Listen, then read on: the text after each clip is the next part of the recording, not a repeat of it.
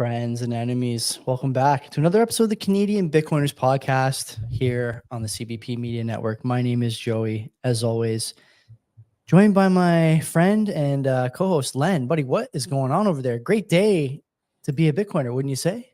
I think so. Unless you're looking to stack some more, then you're probably a little pissed off that the price action was what it was.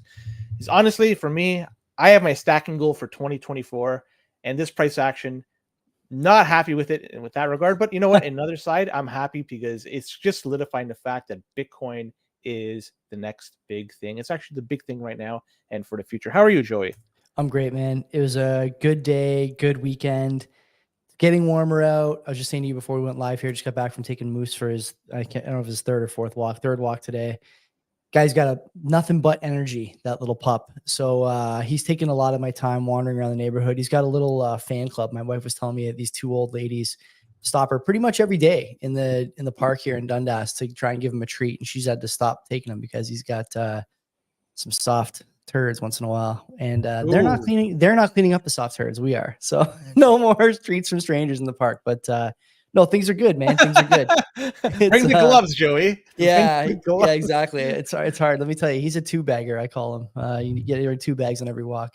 Anyway, lots to discuss tonight. Maybe we should start with the sponsors, as we always do. EasyDNS, best place for you to host your content. Okay, your friendly neighborhood registrar. Actually, Len and I just renewed our domain. We're going to be around for a while. So we renewed our domain. We're posting there. We're bull posting. Gold is not as good as Bitcoin posting, AI assisted posting, all sorts of stuff. Mark also has lots of other services over there at EasyDNS. So if you want to do any virtual private server stuff, you can do BTC Pay Server, Bitcoin Node, Nostr Relay, Nodeless implementation, among other things. Mark will help you with that. And there's a lot of technical stuff too that's a little over my head, but I'll do my best to kind of get into it here. If you want to move your email over, for example, it's a difficult process, I would imagine, moving from one email server provider to another. Mark can help you with that. They have GPG and PGP email privacy tools over at EasyDNS, which is fantastic. Plus, if you listen to Access of Easy, you know that Mark and team are always implementing new products, iterating on what they've already built to make your experience not only safer, but easier. And you can't really beat that. I got to tell you, me and Len have used them for a better part of a year now. I think we're about a year with EasyDNS as the website hoster and a year plus as a sponsor. It's been fantastic. I know a lot of you guys have reached out to Mark already. Please continue to do so. And if you do, tell him we sent you. Use the code CBP Media and you get your first round of buys 50% off, which you can't beat. Once you start, you can't stop. So head over, take a look, and see what you think. I'm sure that whatever you're thinking about starting, Mark can help you with it. So definitely take a look. Who else we got? Sorry. Who else we got? I was going to say they have a lot to offer over there at EasyDNS. Yeah. If you're looking to move over, migrate your server for web hosting or for email hosting, there's lots of options you have over there. I just can't talk about them enough. They helped us out tremendously. I'm talking about Mark has been tremendous, but his team as well. So I just want to talk about them in a high regard because they've earned our trust. Not just us, also generally. Look how long they've been around. I don't want to make this too long of a spot for them, but they've been really good to us. Anyways, Bull Bitcoin is our second sponsor. And that's another place that you could have many different options available to you. You could buy your Bitcoin. You could sell your Bitcoin. Look at the price behind me right now. A lot of people are probably considering selling your Bitcoin, and Bull Bitcoin has you covered if you do want to sell it. If you're buying your Bitcoin, if you're looking at the fees as of today, they're slowly creeping up. They're not very high, but just slowly creeping up. So Bull Bitcoin gives you the option. You can buy on-chain when fees are cheap, but also with Lightning. That's a good way to buy Bitcoin if the fees are getting high, and Bull Bitcoin gives that option to you. But you could also pay your bills with Bitcoin. Again, Bitcoin prices going up. You might have a big stack of Bitcoin that you start want to spending in the real world, and that may be one place to do it. You could use that to pay your bills, all thanks to Bull Bitcoin. And you can also buy gift cards, another good place to spend your Bitcoin. And by doing so, you could spend that in real world and take advantage of all the gains that you had in the past little while. But the best thing that Bull Bitcoin has is the kyc-free. It's the cheapest around here in Canada. It's easy to do. Just go to Canada Post and load up your account with Canadian dollars. And well, with that, you could then buy some KYC-free Bitcoin. Open up an account with Bull Bitcoin if you already have not done so. A lot of people are buying. We can see that, which is really good. And if you do that and you use our promo code, $21 will be added to your account. No questions asked as long as you meet the threshold for funding your account. Also, you could go to iwantbitcoin.ca. That's another way to do it. Jaime Garcia in the chat saying that when you joined the live stream, the video that came up, the ad was for Visa. I don't know. I'll tell you. Okay, we have no control over this. That's the reality of it. You're not Visa. Enjoy yours. And actually, they don't pay us fuck all anyway. You know that the funny thing is, there's two different options. You could either monetize the video, click it on, or click it off, and either one, if you which you select, it's still going to send ads to the viewer. That's so right. There's no way to ultimately turn it off. I wish there was a way, and I would do that, but it's too bad. Screw you, Visa.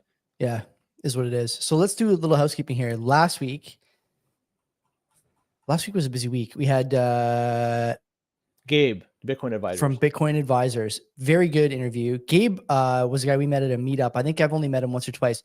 Good guy, smart guy, works in finance, and is trying to get people onboarded. He's got a couple of good videos on his Twitter feed of him doing his best onboarding in his local area, I suppose, or around where he lives or where he works, which is nice. So that was a good interview. I did Hervoye Morich's TNT radio show on Thursday night. That was a fun rip. His team there, very professional, always happy to talk with him. And I think he's going to become a friend of the show. He's a guy who's really plugged into a lot of the stuff going on. I recommend checking out his Geopolitics and Empire podcast. Is he rescheduled? He's not yet. You rescheduled with the Karadza brothers, right? Yeah, my daughter has been ill for the past. Okay. She's good now. She's back at school. But last week she was off the whole week from school. In fact, I think there was family day too on a Monday. Yeah. So she didn't have to go to school. How many cold card videos did she make while she was off? 0. She was under the weather, Joey. There was nothing we could do with her. It's not going to fly. This is not going to work for the network. Okay, we got to figure this out. We need content. Really is. I know. I got to crack the whip harder, especially given the fact that the last video I titled it "A 10-year-old," and she's only going to be 10 for another less than 2 months. So I gotta Not as impressive when they're 11. Is that what you're saying? I think so. I think that's the case. And or 4 videos between those two that I want to do with her, and we'll just have to. Yeah, the first one took a while to get to do. So we'll see. We'll get them done. I was saying one before we started that I want to reconfigure this room. You guys might notice I'm sitting a little closer to the camera today, try and create some depth. I got to mess around with this stuff.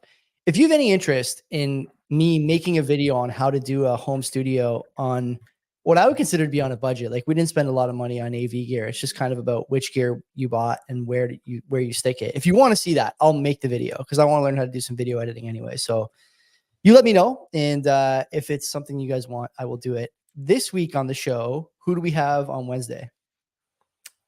Oh man, who do we have on this Wednesday? Oh, High Hash Rate. Dan and High Hash Rate.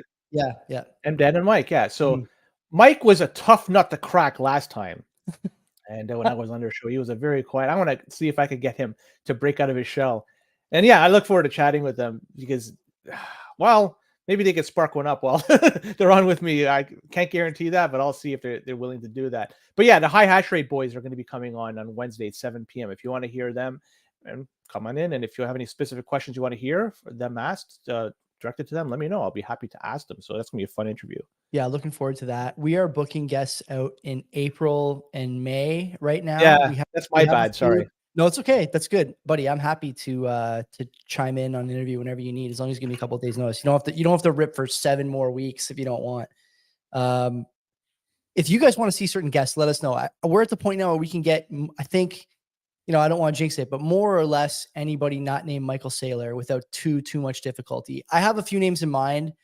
One that I haven't told Len about that he's going to not love, but I'm going to do it anyway because we're 50-50 shareholders in the corporation. So it looks like a boycott is going to be going on. There's going to be, I don't think you're going to be in the chat for that one. Yeah, let me guess. Is it initials DB?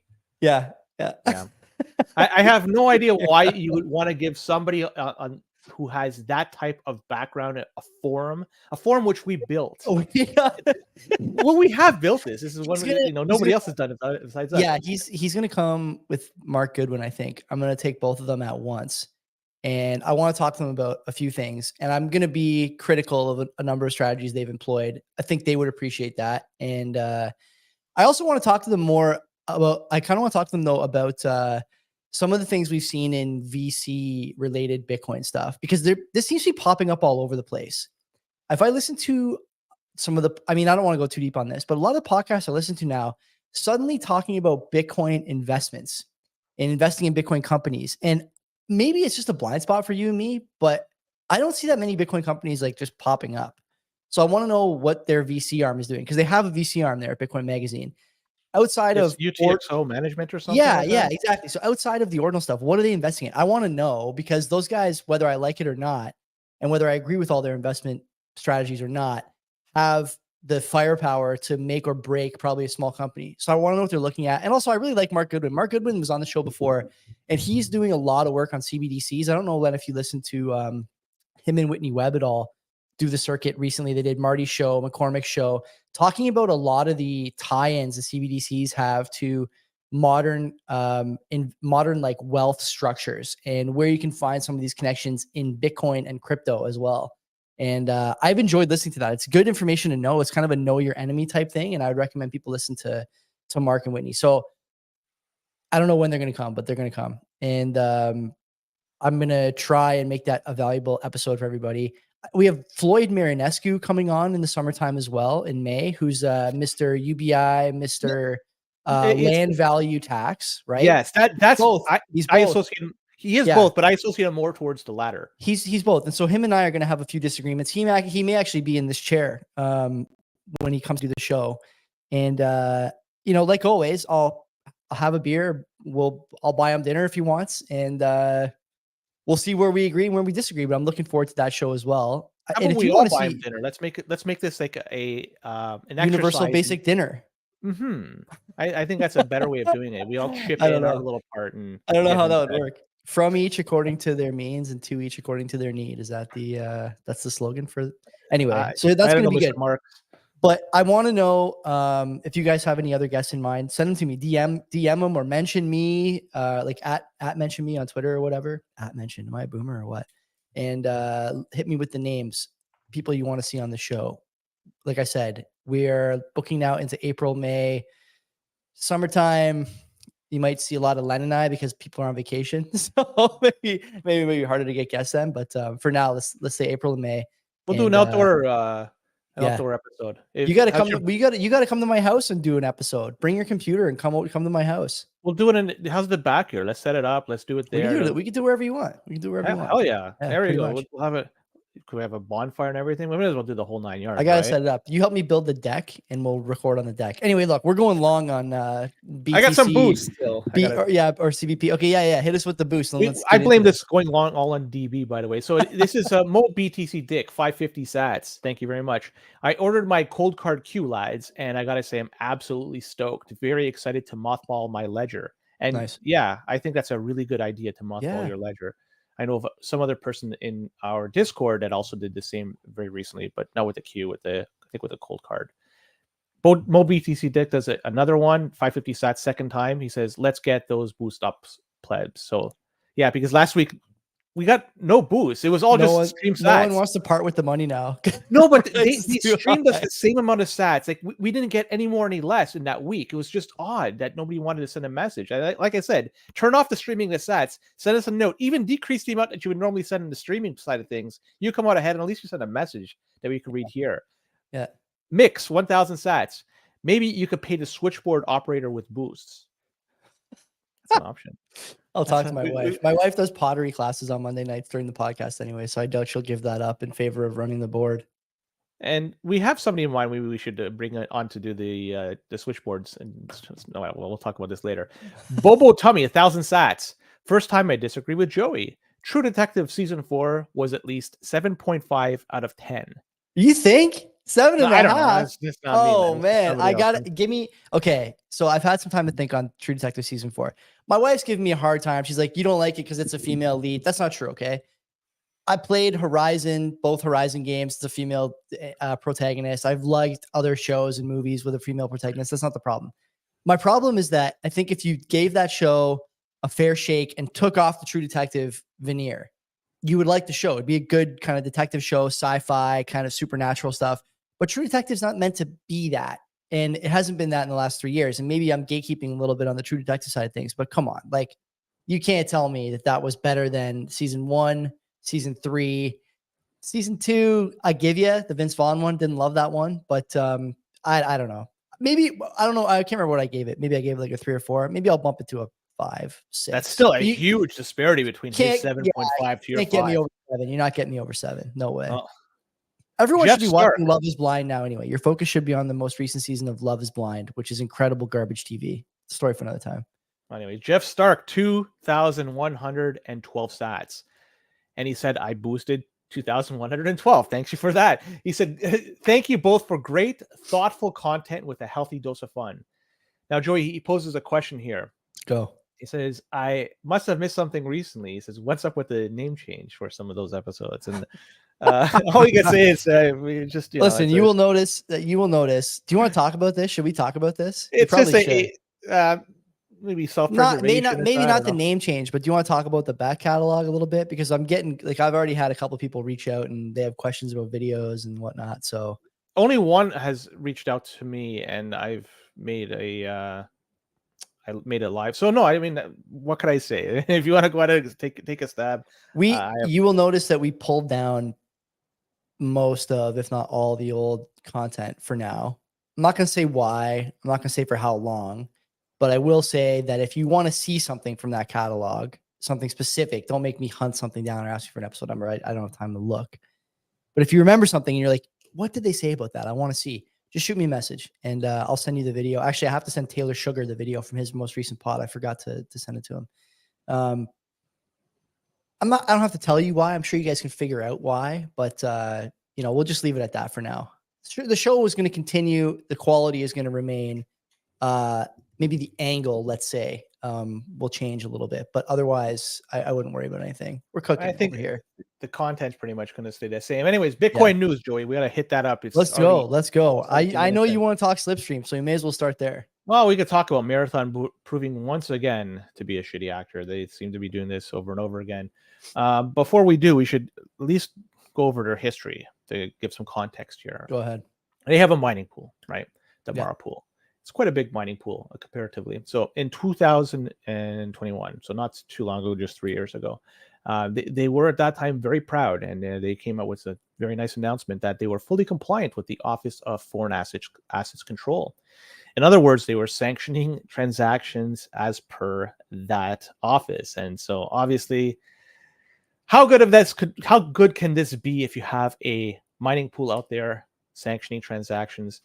Well, not good enough, because what happened, they took a lot of flack and they quickly pivoted as a result of all the flack they got, and they turned around and stopped doing this. So there you go. So they were on side with doing this type of thing, censoring transactions, sanctioning transactions. This is something which is not very Bitcoin-esque, but they were doing this. But, they have every right to do this kind of shit, right? They set this stuff up, but at the same time, miners have every right to point their hash rate to whatever pool they want to choose. And so you could basically vote with your hash rate.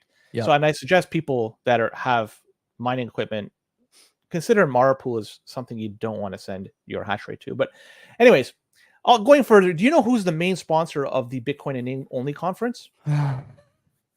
Is it Marathon? Yeah, sure it was Marathon. Is it Marathon this year? I haven't looked. It sure is. I love connecting dots, because you think about what's this story, and again, so anyways, love connecting these dots.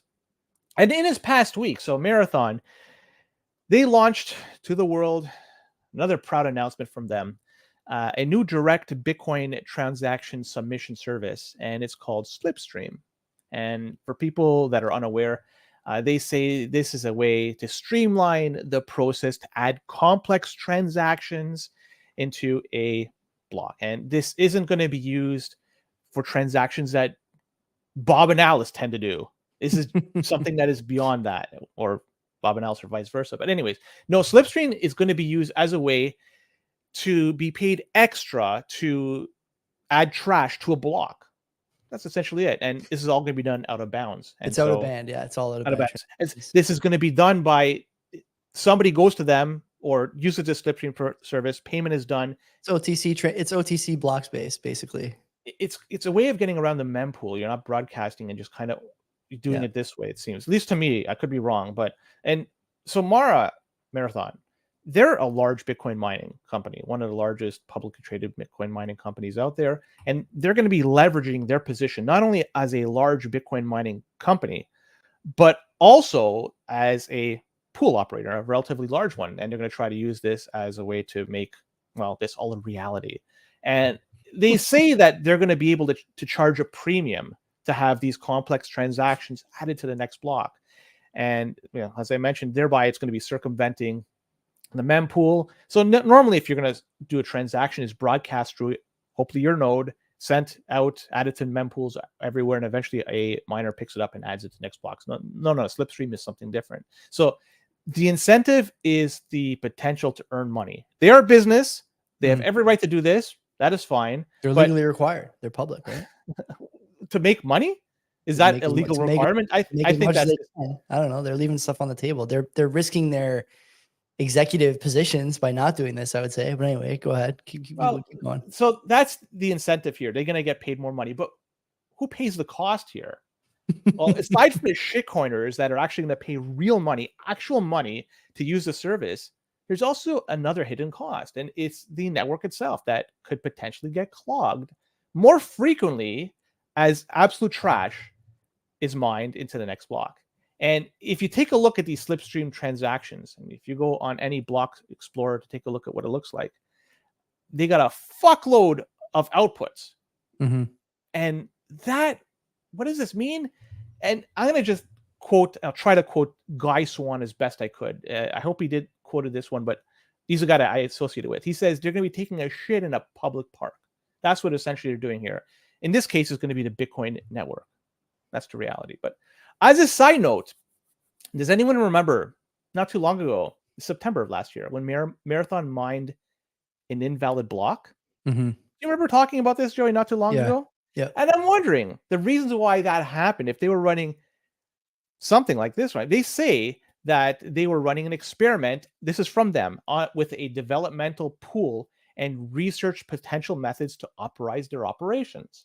And so was this a mistake on their part? Were they running Slipstream behind the scenes at that time and something didn't go as planned? And they, as a result, they mined in invalid block? I don't know, but it's something to consider. This happened just not too long ago, September of last year. Marathon was responsible for an invalid block. So on the horizon, what we have, aside from this, is something called Runes. It's a new project. I don't really want to I can't believe I'm talking about this, but it's best to at least acknowledge that it's coming there. soon to CBP. Casey Rodimer talking runes. So this Runes thing, along with Slipstream, it threatens to jack up fees once again. Right now, if you look at the fees, they're relatively low. They're manageable. You could easily consolidate your transactions, your UTXOs with very little cost. But as fees go up, that's lost. So here's what I suggest. And this is aside from the usual stuff where you say buy kyc-free Bitcoin, use a cold card, cold storage, a whole 9 yards. Consider consolidating your transactions ASAP before it's too late. The best time to do it was yesterday. The second best time to do it is today. I honestly believe that if you do that, you do it right, you will be thanking yourself. Your future self will be thanking yourself for doing it. If not, you'll be kicking yourself. You didn't do this. Now, as a side note here, what size transaction do you want to consolidate to? You hear 1 million sats, whatever you think is best. You may want to have multiple 1 millions or even some that's larger, whatever you think is best. But the reality is there's an opportunity now to consolidate your UTXOs on a cheap. Do it, because this Rune stuff, once it goes live at block 84000, so it's the halving. It's going to be April 20th, whatever it may be. So you could actually say when the halving takes place, this Runes project becomes live. That's when potentially fees may spike. Do your UTXOs long before. Do it today. If you need help, I'll help you out and do it. But that's all I got to say. Marathon, bad actor once again. Why do you say? I mean, I get why you're saying bad actor, but what do you suggest they do instead? In terms of not doing Slipstream, in terms of not mining sanctioned transactions, in terms of not employing lobbyists that are lobbying, God knows what are they trying to do. Like, there's a number of different things I just said right there. The Slipstream thing to me is like, it's honestly minor, no pun intended, because they've been doing this anyways, I think. And I have in my notes that, like, they own the pool, so they can do really whatever they want. They have a ton of hash rate. The mining pool is theirs. So yeah, like they're going to do this stuff. I expect Hut to start doing this too at some point. Hut, I don't think, is running its own pool now, but has something like 10% of the hash. So like these guys are all going to start their own mining pools. Braiins and these other pools, if I had to guess, honestly, are not long for this world. All the majors are going to do this because this is where the money is. You can then use out of band fees, this kind of OTC block space setup to maximize your profit. I mean, what was Marathon up today in private markets or public markets? Is 22, 23%? Is a lot. Like people comparatively to other, like that, you're taking everything was up. I right. can see that. I can see that. But it's not a result of this announcement. It's a result of Bitcoin going up 6% in a day. If people didn't like the announcement, maybe it wouldn't have been in the top 2 or 3 risers, but it was. Like generally the public markets are telling you what they want from Marathon, what they like about Marathon. And people want this stuff. Now, I don't know. You and me don't see eye to eye, I don't think, at least not exactly on this, like this, what is a valid or like a good, quote unquote, good Bitcoin transaction. I don't want to go down that road, like personally, with like, we can go down it together here. I don't know if we're going to hold hands and skip on the way down, but we're going to go down the road anyway. Like when you say good Bitcoin transaction, like a proper Bitcoin transaction, like how are we supposed to define that going forward? Are we not making the same judgment that they are making at Marathon or ordinals people are making or anyone else is making when they put arbitrary data into a UTXO? Like, are we not both judging good to be something different and just deciding that we want a picture or whatever I mean, these guys are calling it complex transactions. That's obviously bullshit. It's, ordinals and other kind of what I view as just kind of worthless info data. But at the end of the day, like it's in consensus. And so what, again, like I appreciate that people don't like this, but I always am curious, like what is the alternative here? When you have public miners, you have fiduciary responsibilities, you have people's executive positions at risk, you have shareholders who want to be appeased. What is the alternative? They're looking at the game theory. They're playing it the best way they know how. And honestly, like if you look at this as two sides, I don't think that either of us really view it like this for the moment. Maybe you do, I don't know, but I don't think of us as playing a different game than Marathon is, right? I think my transaction that doesn't have junk data is one that's important or more important to me. They think the one that has the junk data is more important, and they're both within consensus. Someone is willing to pay. The block space gets more valuable, and Bob's your uncle, right? It just kind of cycles through. Now, the other part of me says that even the people who hate this stuff have to admit that the cure for expensive block space is expensive block space. And you end up with prices coming down because people just can't afford it. They're like, oh, I'll wait to mint. And although that number may settle higher as more of these industrial miners we'll call them industrial miners, as more of the industrial miners start to do out-of-band transactions.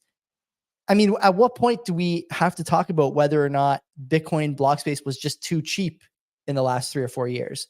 We didn't have global adoption in the last 3 or 4 years. Now you have an ETF. You have people talking about adding it to balance sheets. You got everyone talking about fair accounting rules and stuff like that. If we really think this is going to grow, like you're not going to be able to settle on layer 1 anyway. Ordinal is going to be the least of your worries. Like, and it's funny, people are talking about like million sat transaction, 5 million sat transaction.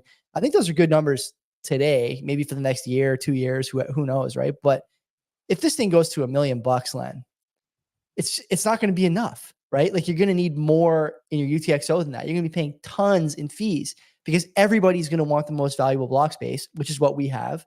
And everyone's going to want to get their data through as quickly as possible, which is their right, their prerogative, and they'll pay whatever they think it's worth. And so I don't understand why we think that like we have a say over what the network does. Now there's the fix the filters people who will say, change your node to do certain things. Fine, do it. But at the end of the day, if that's what we're doing, then are we not censoring transactions? Like this is the road. You are essentially having your mempool clear up the garbage you don't want and having it run more efficiently, because we don't have an infinite amount of resources on our computer running a node, and as a result, you're flushing out the junk and just keeping. I think it's a slippery path. I think it's a slippery path. They call it what I mean. It's not a censorship by just deleting it from my mempool. It's still out there. It's just making my mempool clean up the stuff I don't need. I don't have unlimited RAM. I only have a limited amount of RAM, and I'm only allocating 300 megabytes for the mempool. Why should I have X amount of that 300 for this junk? Do you have a view on whether or not block space was underpriced for the last 5 years? I have no view on that. I really think that this is something we should be talking about more. Maybe not me and you, but as like in general, the Bitcoiners, the ones who are like the most zealous about block space now, you know, these are the same people, generally speaking, and I would include myself in this, that were preaching about how this thing was going to $1 million and was going to become global money. Did you really think you would settle for a penny forever? I don't know. Obviously it wasn't going to be there forever, given the fact that, you know, what is it, 5 to 7 transactions per second, whatever the fuck it Yeah, is. something like that. I Yeah. don't know if it's been improved, but it's not possible to maintain that. Now, you're right. This is all, you know, it's within consensus. They could do what they want. They're a business, like I say. But what we could do is we could, you know, educate people. If miners then want to point their hash rate to a different pool, which decreases the hash rate that Mara pool gets, that's one way, and you could look at that. And that could be one way for the general community to vote as its displeasure in this type of move. We could look at what Ocean is doing as the exact opposite. And if more and more hash rate goes to them, that is a vote for what they are doing. So that is one. So yeah, it's within consensus, and just because it's within consensus and everything doesn't mean it's good for everything. Like we could still judge something regardless if it's in consensus or not. I mean, a packet is a packet when you send it over an internet, but you know, a DDoS attack is still a valid packet that you're sending, but the recipient is going to be fucked in the end for not being able to. So you can judge that as being a bad packet that you're sending, but it's still within the consensus of TCP/IP. So there's moral. There's moral judgments to be made, but at the end of the day, like, are we not a code is law kind of group here? Or like what kind of like what values are we pulling for? Is this not a currency for everyone, or is it a currency for people I agree with only? Like what are we doing? This is the thing I don't get. It's whatever you choose it to be, and I choose it for what I think it is, and you can choose it, and they could choose it what they want, and they could choose it what they want, and everybody could do what they want, point their hash rate this way, set up their node that way, and everything can be done on an individual basis, and then let the chips fall where they may. In the past, how much of a concern do you have about the industrial miners all starting their own pools and taking out advanced transactions? Because to me, this is the next. I think it's the next logical step. Honestly, I don't know what is the cost associated with setting. Me up neither. a pool. Me neither. But if Marathon can do it, then my guess is that any of them can do it. Well, Marathon's been at it for a while. It's not like they've done it, and so you're not going to have some smaller Bitcoin miner out there, and I don't want to name any that may be small, setting up their own pool. There is one that I do know that is publicly traded. Small Bitcoin miner does have their own pool, but in reality, I don't know if that's feasible. Maybe it is. I haven't put enough thought into this. What is the cost? What is the implications for setting it up? And I just don't know. So I don't know. Maybe that's going to happen. Maybe it's not. Presumably, and then the other thing too is like, presumably if you get, like, I'm a little out of my wheelhouse here, but stay with me. Presumably if you get a lot of miners who want to just add hash rate because they want to get these blocks and get the fees for out of band transactions, more hash rate comes online, and mempools clear faster, block space gets cheaper, and the cycle kind of rinses and repeats, right? I think I have that right. That's kind of the mechanism through which this works. And so the other part of me says that, you know, we can kind of wax poetic and have these philosophical discussions about whether or not, you know, this block is a better block than another block, or this data is good or bad, or, you know, is this global settlement money or is it JPEG settlement money? But at the end of the day, it's just going to go, like, the blocks are just going to keep coming, and whatever the price is at that moment, like, that's the price, that's the value in that moment. And it's just, that's what it is. Like, there's nothing else really to say about it. Yeah. So I don't know. It's a free market. Yeah. It's a fun, like, academic exercise and I do like when we go back and forth on stuff, but for the moment, like, I still don't get me wrong. Okay. I think it's so stupid to waste your money on this kind of stuff. And I think people who waste their money on this kind of stuff are going to end up wishing they didn't in the long term. But if they want to waste it and they want to pay, like, wow, who am I to say they shouldn't do it? Fuck, I don't know. Probably. Well, for sure. I'll be happy to educate people on how to set up their nodes, that if they want to clear this from their mempool, they could certainly do so. And if miners want to point their hash rate to a pool that doesn't do this, or it's the total opposite like Ocean, they have every opportunity to do so. Even garage miners, where are you going to send your hash rate to? Well, you could do it, you know, to Mara pool, or you could do it somewhere else. Let's see what happens. Let the chips fall where they may moving forward. And I suspect that being a bad actor, well, I don't think it's going to be all good for them moving What forward. is the cost going to be in your view? I'm curious about this. Like, what is the end game here? No, if there are people that truly believe the way I do, and they're publicly traded, or if they're miners, then they might consider pointing their hash rate somewhere else, just because they don't want the network to be slammed with crap. So even though it potentially may impact their bottom line, who the heck knows? It's more of a principle thing. So we'll see what happens. Again, time will tell. Yeah. Does anyone in the chat know if Runes is an airdrop? Because I'm dying to sell whatever airdrops I get from all this nonsense immediately. I'll race you to the sell button. Let's move on, Joey, because we're 35 minutes in and there's still lots to talk about. That was an important topic. We had to go deep on that one.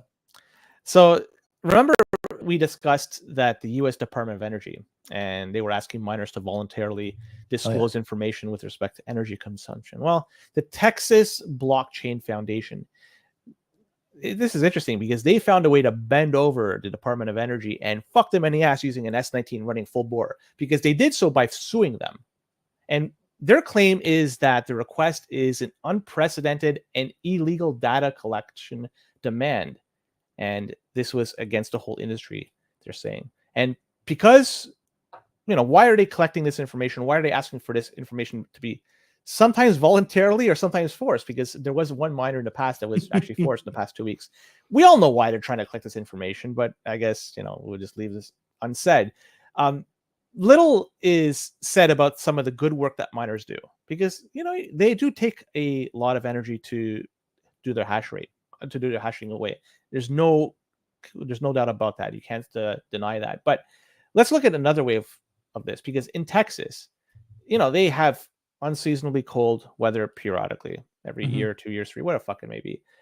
These miners over in Texas, they have in the past a request from, I forget the name of the energy corporation there, but anyways, they've diverted electricity from ERCOT. That's it. Yes. Yep. So they diverted the energy to their miners to the grid. And so when demand spikes and whatever electricity they normally generate isn't enough, the Bitcoin miners then send it off to ERCOT, get a credit that they could use in the future. So it's not like they're doing it, for free or anything, but still this provides some protection against spikes in demand, and it would cause, people having brownouts, blackouts, or what the fuck it may be in very cold weather. And people could potentially, who the heck knows? I don't want to say it, but it could be really bad if you're in a cold without any electricity. And without these Bitcoin miners, this would never happen. So they'd be left in the cold, both figuratively and literally. And so this lawsuit, the Department of Energy, as a result, they temporarily shelved this exercise to collect information on miners, which is really cool. And the thing is it temporary though? That's the question, because, what happens when a lawsuit completes? I'm not sure how long it's going to take to complete, but when it does wrap up, are they going to start this up again? Plus, we have an election happening this year. So there is a chance that the administration may change. And if they do, does that change the Department of Energy's focus?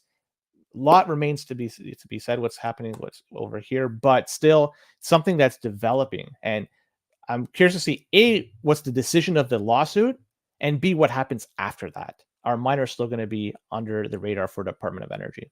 They will be, for sure. There's a lot to say about this. And Brian Morgenstern, who is what is his position at Riot? I forget now. I have to look.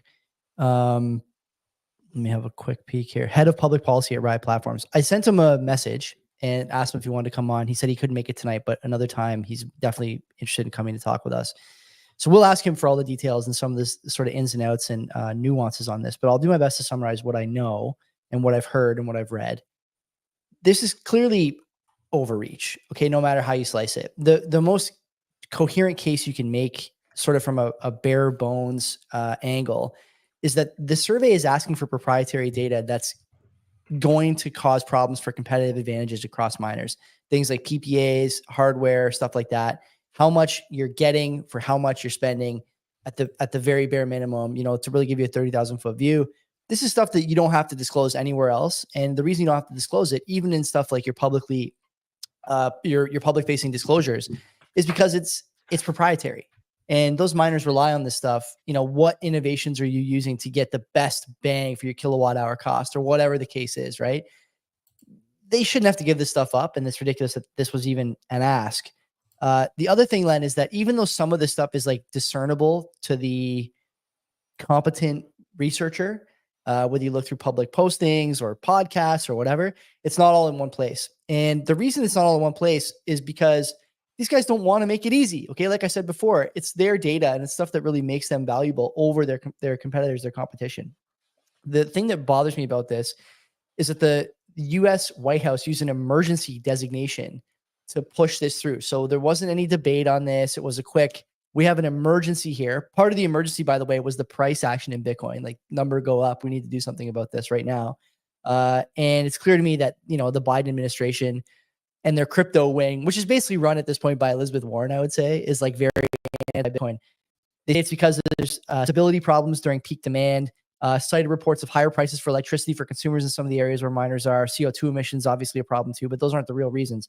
You'll remember in the infancy of this program, 2022, we did a segment, a short one probably, before we really had the details on where we should be spending our time when we're talking to each other ironed out. And the White House in 22, during the segment, we talked about how they had just put out their sort of directive on crypto assets. Do you remember this? No. Think back. I vaguely remember doing it, but I had to go back and look at the data. In the White House release, it was their goals for digital assets, and data collection was one of them. And in the release, the reason for the data collection on miners was to limit or eliminate Bitcoin mining in the United States. Ta-da! There's your rabbit, right? Pulled it right out of the hat for you. That's 2 years old at this point, and they haven't changed their stance, even as every regulatory agency has given Bitcoin credence and legitimacy through ETFs, through allowing people to trade it, through basically giving Coinbase their blessing as the government's arm in the Bitcoin and crypto space. They still want to limit Bitcoin mining. Completely ridiculous, but that's where they are. They want all the power provision details to be public. And in my view, and actually this is something Morgenstern said too. I was listening to him on Livera last night, preparing for the show. The reason you want this stuff public, you want people to know where you get your power, who you get it from, is so you can encourage protests. Like there's no other reason why you would do this except to put a spotlight on these companies and encourage people to do and say things that they wouldn't normally otherwise do unless they were spun up into a zealous mood by a press release from the White House. So this is, in my view, just ridiculous. One thing I haven't heard said, and I'll try and paint the picture for you here.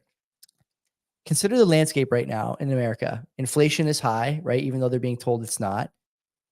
Energy prices are high. Isn't it convenient to say to your electorate that inflation is high because people are buying Bitcoin, it's undermining the dollar, and your energy costs are high because Bitcoin mining is driving up those costs, it's taking all the energy off your grid?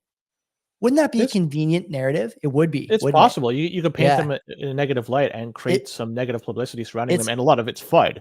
It's all FUD. It's all FUD. Like, I mean, eventually this will go, through like a bullet through a flock of doves. Like, you're not going to touch anything with any of these accusations because they don't make sense. But the point is, there may be like a hint of truth to that. I'm talking about the latter point, the energy part. There may be like the slightest of truth to that. Tell me why. Depending on how the energy is usable. If it's stranded energy, then hell no. But if it's energy that could potentially be sent to the grid, and it's used for, one could make an argument, maybe a small argument that it could be used. It's causing an increase in your electricity bill, but it's marginal, minuscule at most. Agreed. And so I kind of like this framing that they would just do this to save themselves being criticized for the two things that are causing Americans arguably the most trouble any American populace has had in the last 25 years, right? They're in a real pinch here in a major way. We'll talk a little later about the gig economy, but a lot of data pointing to people not being able to make ends meet.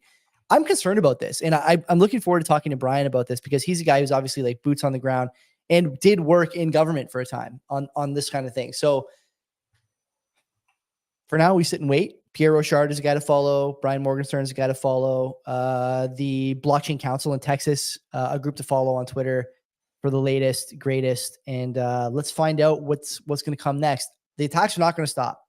They're not going to stop. The price is going to get to 60, 70,000 here in the next 6 months or 12 months. And there's going to be a lot of people talking about this. And a dollar that's going to be looking weaker and weaker and weaker. People who are looking more and more and more for ways to make their ends meet. And this is a pretty good, opportunity for crucifixion, let's say, for Bitcoin vis-a-vis the U.S. government. So I'll be paying attention to this one. We all should be. Braiins Pool. Some good news from the people running Braiins Pool, and they have announced that they are going to be using Lightning Network for payments. Mm-hmm. This is really cool. So they're going to be giving out payments instantly to miners, and they're going to be receiving these awards with no minimums or no fees. Mm-hmm. So normally pools, they have a limit of sats that you have to accumulate before you're able to withdraw. So everything you mine, you have to get to that threshold before you can withdraw. Plus, there's going to be a fee associated with it. But with this system that Braiins Pool is setting up, apparently there's no minimums, no fees. And thinking of this, just looking at what they're doing here, this might make heating your spaces at home with an S19 a little bit more appealing. Now, you're never going to make money doing this, but if you're going to use electricity to heat the home anyways, or at least that particular area, why not consider getting an S9? You get a steady stream of sats doing so.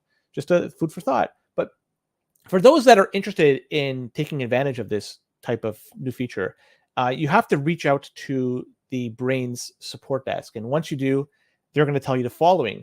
The manual payouts and automatic payouts will be disabled. Only Lightning payments will be enabled. So you don't have an option at that point. It's only going to be Lightning payments moving forward. You have to provide your choice of LN URL. So you have to provide whatever address you have to, because there's a list of wallets that they do support. Make sure you have it before moving forward. And you also have to accept and understand, which they say that there could be hiccups. They say it's beta, so they're learning through this. So it's going to be testing. So if you have a large amount of hash rate, I would not suggest taking advantage of it, just in case there are hiccups. You're going to lose out on any potential gains. But if you have a little bit, like, say an S19 heating a particular area of your home, or several of them doing the same, maybe consider this. You get, steady stream of payments to your Lightning wallet, and, no fees, no minimum. Good stuff from Braiins. I like it.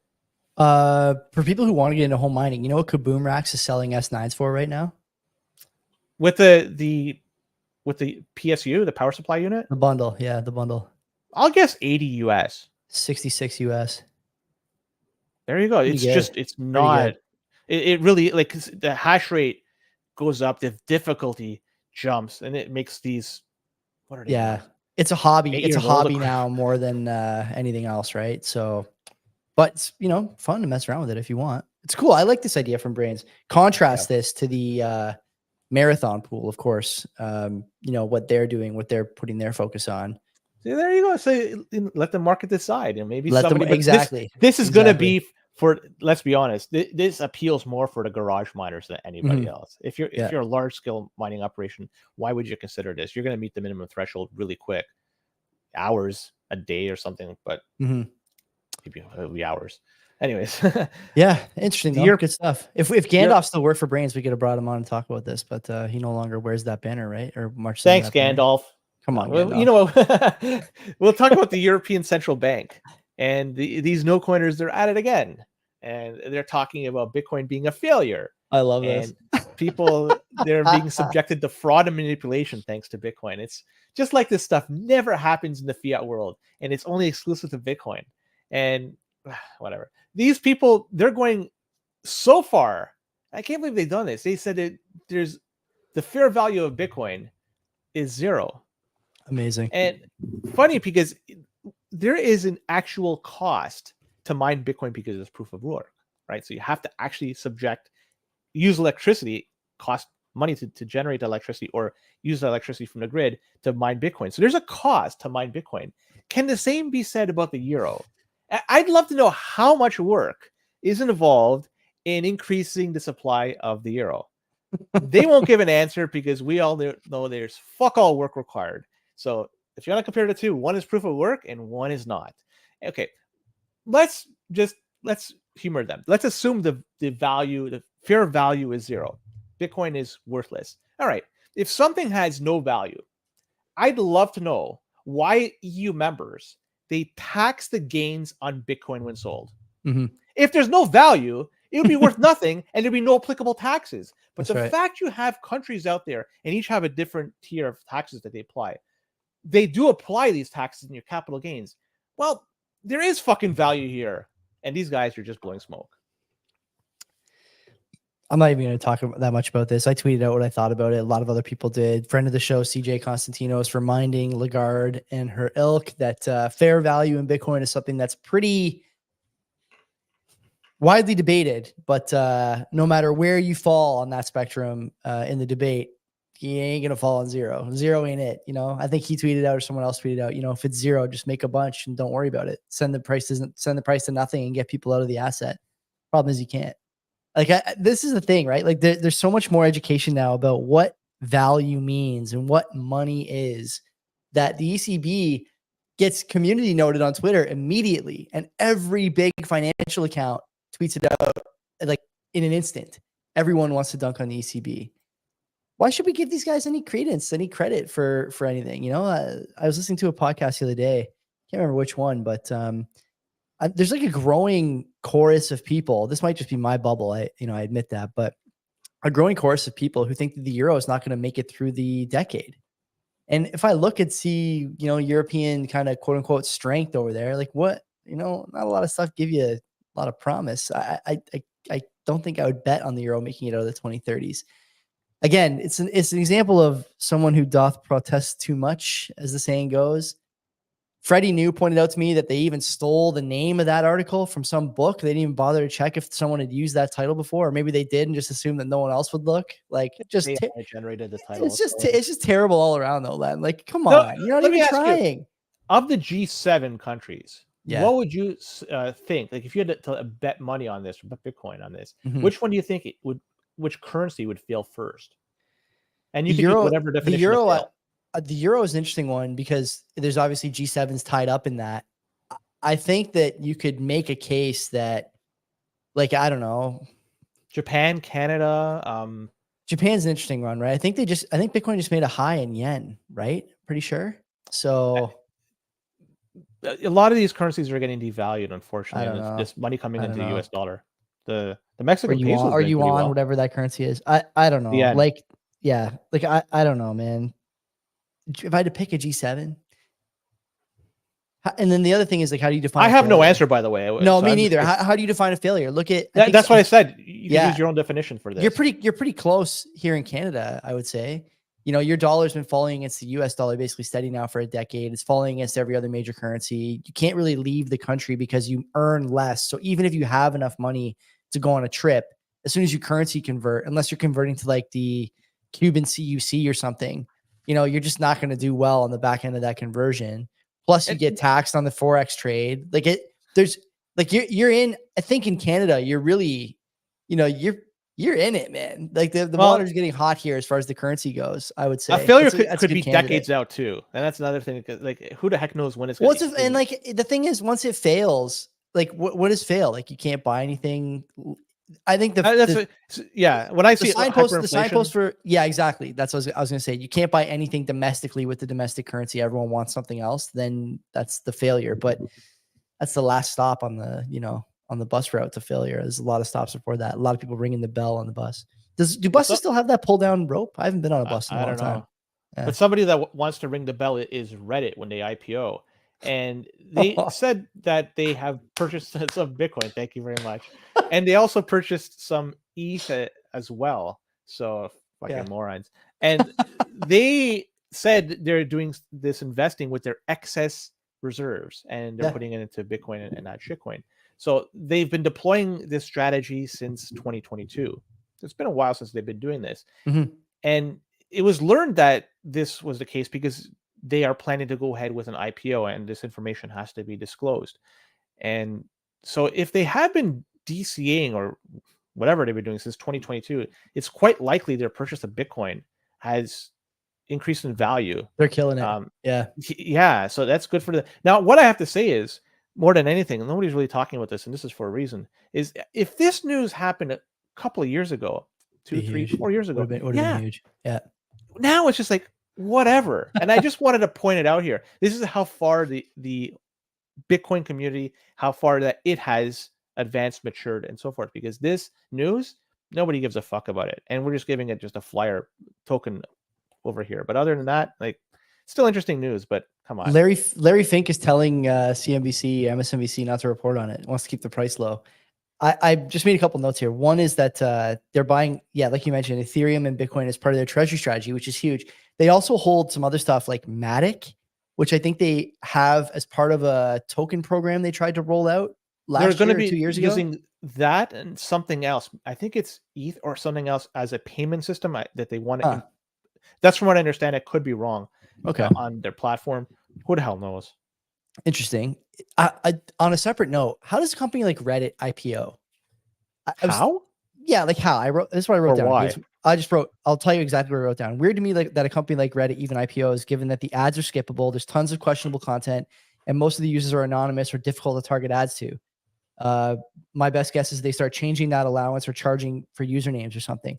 Because you can't really target ads to Reddit. Like you could go on Reddit and just make a burner, and like the ads I get on Reddit never apply to me. Like it's not even stuff I wouldn't even dunk on the ads. It's not even like the ad should be my interest based on the subreddit. That's a very generalized way of doing it. So if you go hypothetically on a Bitcoin subreddit, you probably hit it right now. Business on air here. Where do you want to go? Bitcoin CA? Yeah. Bitcoin CA, where I'm a moderator in name only. Let's see. Here we go. So I'm wondering then they could potentially target ads to that audience, and it would be a very generalized ad. And not to say that they're going to be able to make a profit by doing this, but that's one way they can monetize the system. There could be others, maybe as you're saying, selling usernames or paying some sort of subscription service to generate more income. I don't know. This is their puppy, not mine. I haven't been on Bitcoin CA in a long time. Brandon Green Candle, his posts are getting fucking killed still. Brandon, you're hate him over there. He's not a Canuck. Get all caps on this. We gotta find out what's going on. Well, you know what? Actually, here's an ad. Here's an ad. Well, simple. So you're right. That is actually a Bitcoin kind of adjacent ad. Yeah. Okay, is that enough to put them over the hump to become profitable? I don't know. I don't have enough information about this.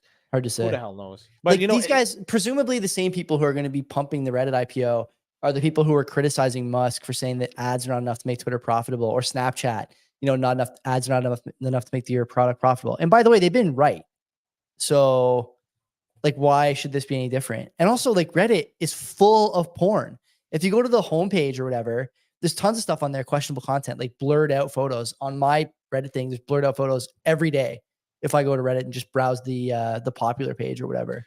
If you could select, there's the option to take off. Yeah, that mine is on. It's on blurry photos or whatever. Yeah, I have that on.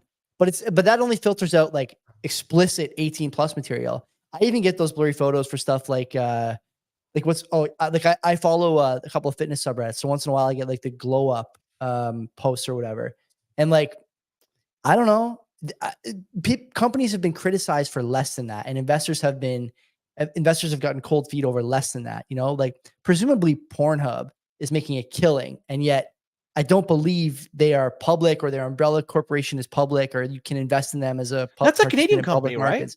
It is Montreal based. Yeah, I think, or Quebec based. So I like, if you can't invest in that, even though that's probably making a ton of money in advertising, why would they want to IPO if it's private? Like, if you're doing so well privately, why go IPO? I guess, yeah. I know that there's a reason to do it, and you can just dump the shares and well, there's no $1 trillion private companies. I'll tell you that. That's one reason. So then there's very few publicly traded $1 trillion companies as well. So it's not like you're drawing from a huge pool here. So whatever. Let's talk about one last story, I guess. Sure.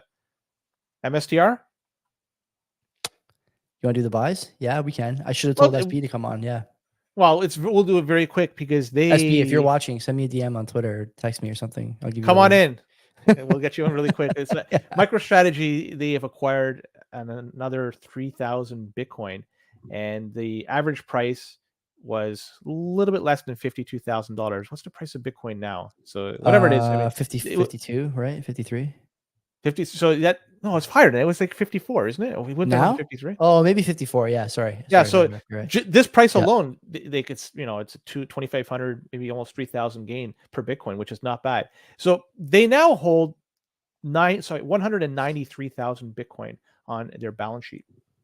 So something that's interesting is the last buy they had enabled them to get to 190,000, an even number. Mm-hmm. This time they're getting another 3,000 Bitcoin for 193,000 Bitcoin in total. Another even number. It just seems funny because typically when I buy Bitcoin, I have X, whatever cash I have, I use to buy Bitcoin, and whatever number comes out at the end, that's what I have in Bitcoin. But these guys are going the opposite. They're saying, I want to get this amount of Bitcoin, and whatever cash is needed to buy it, they'll do that. It seems like an interesting way of doing things.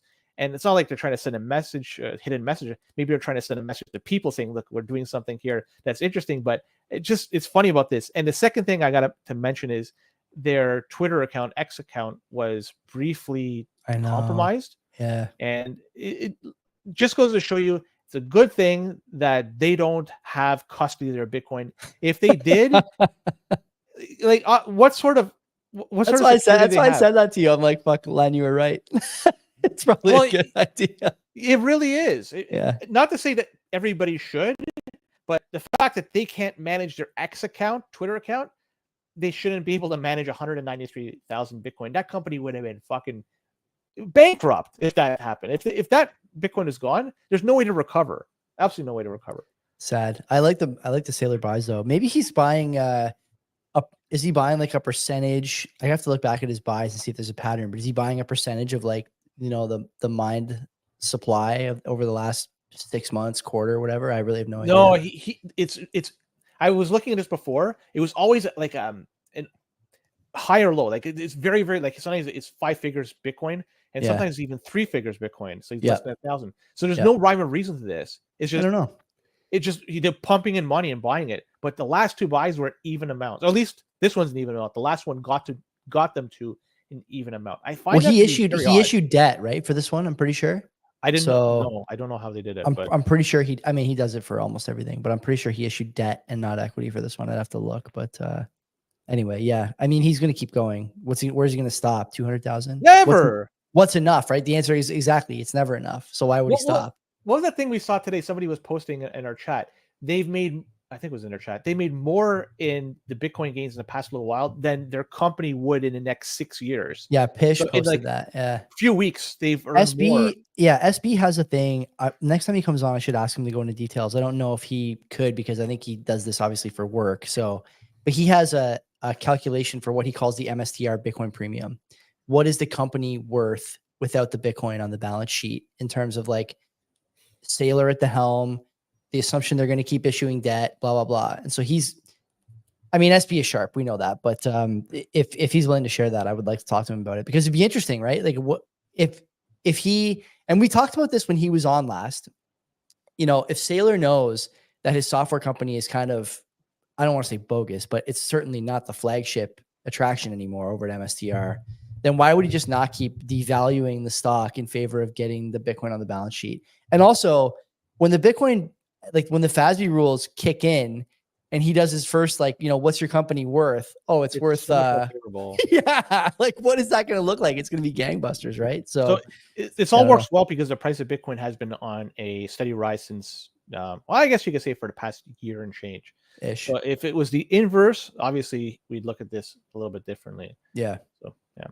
All right. Joey, I think that we should wrap up the Bitcoin side and move on to the other notable stuff. Good job. A lot of notable stories this week. We'll be talking about just how notable things have become. And yeah. So if you're with us on video here, just hang in, stay tuned. We'll be, back in 0 seconds because we don't actually take a break. Through the magic of audio editing and releasing the podcast episodes at different times, it sounds like we're taking a break. So thanks for hanging in. See you in 1 minute. Yeah. Don't be a cuck. Great. 1 hour, 43 minutes. I got to write that down this time. Okay. Where do you want to start? Let's rip a little notable news here. Yeah, let's do that because you ever heard of a KYC free before? Like everybody's heard of KYC free before, right? We all talk about it. Well, how about this is interesting because what about KFC free? Chicago, right? Or whatever. Yeah. So we have Chicago, right? It seems that Chicago, man. at least parts of it, may be a KFC free zone if this trend continues. So 3 KFC locations located in the south side of Chicago have closed down, and it's because of economic reasons. Now, these 3 locations were all owned by the same person. They're franchises, of course, but the same individual owns these 3 locations and decided to shutter it rather than keep it open. And he says it's no longer economically viable. And if you read between the lines here, I just wonder how many times he has or his stores have been robbed in the process. I mean, Because the things we talked in the past too. Remember, Chicago, they might be going into some sort of publicly run grocery stores because grocery stores are closing down. But they might have to do the same here and do some sort of publicly run KFC or chicken stores. But looking at this story, it kind of reminded me, the KFC story. It kind of reminded me a bit of, remember the Popeye story from several years ago when they ran out of chicken? You just needed the mean people to come in and just say, "What do you mean you ran out of chicken? There's no chicken. There's no KFC. What the fuck?" But there you go. Like, free enterprise will not operate in an area that is trash. If you're constantly getting robbed and there's so much civil problems going on outside your store, they're going to close down. So there's an incentive for the greater public to make things better, because then you could attract businesses there. They could stay there. Then they could beautify the area, employ people, and it's a positive feedback loop. But in this case, we're having a negative feedback loop where things are getting worse. Businesses are pulling out, less jobs, less incentive to live there, and just gets worse and worse and worse. But it's not going to stop. It's only going to get worse moving forward. Touchy subject, obviously, I think, for a number of reasons. But I mean, if you have a low income area where crime is high, what incentive do you have as a business to be there? There's just none. There's no policing. I mean, Chicago famously at this point is called Chirac for a number of reasons that are, I think, pretty sound.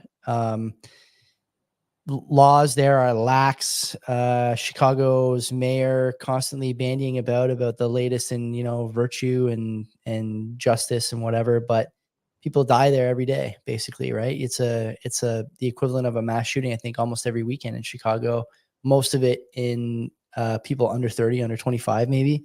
So, I mean, what do you expect the guy to do? And I'm waiting for like the local community leaders to be like, oh, this is an example of I don't know, like white flight or whatever the buzzword is, or saying that it's somehow racist or whatever. This is the kind of stuff you hear in a lot of these communities, unfortunately, and it sucks for everybody involved. But again, like the question we always ask on this show is, what else do you expect the business owners to do? They just hang around, wait for the insurance to bankrupt them, wait for the store to burn down, wait for one of their employees to be killed in a robbery, or like what? There's no rationale to stay, right? And it sucks big time. But it's going to continue to happen. Chicago's not the only city like this, by the way. There are others in the United States and probably here in Canada too that we maybe are not talking about or haven't really heard of yet, where this is happening. But I can think of communities in Hamilton where this is happening. Businesses are closing up shop because there's just no reason to be open. It's dangerous, drug use, homelessness, things of this nature that are driving people away. It happens in neighborhoods all the time. People move their primary residence to other places if they can because they don't like the area they live. What do you expect this guy to do? Just sit on the sinking ship, switch the deck chairs around? I don't think so. He's voting with his feet and his money, and all the power to him. Glad to see it. The city of New York, they launched a $53 million pilot project. Perfect. What do you think this will be done? Let's say hard to say. I don't know. What do I think? Let's see what's on the list here. I don't want to get too notable, but like on the short list, subways. What about the tunnels that were recently discovered? Probably not the tunnels. No. Tunnels. Wow, we're really going for demonetization here. Okay. No, there were tunnels, right? Like, I didn't say what they're. So what? Maybe I don't know. What do I think here? How about Statue of Liberty branded meth spoons? That sounds like $53 million to me. What do you think? Is that reasonable? Could be. Don't give them ideas. That's a good one, I think. I think that's a good one. What about pamphlets for would-be thieves and violent criminals to discourage them? Like the Jehovah Witness guys who stand at the top of the Shadok stairs to try and convert you while you're in the middle of like an hour of zone 4 cardio. Yeah, this is really the time I want to do that. Is that it? 53 million for that? That could be. I want to hear more about this watchtower. The watchtower, they might get you at the top of the stairs there. You can't run away. You're exhausted at the top. You just got to put your hands on your knees and wait till you get your breath back and head back down. Anyways, this 53 million, it's going to be used to assist migrant families. Okay. And this is from CBS News. So I'm not picking this from some, so this is, This is normie news. This is normie news. Yeah. Excellent. Yes. Yeah. So these asylum seekers will be given debit cards. So what they hope is so they can buy food.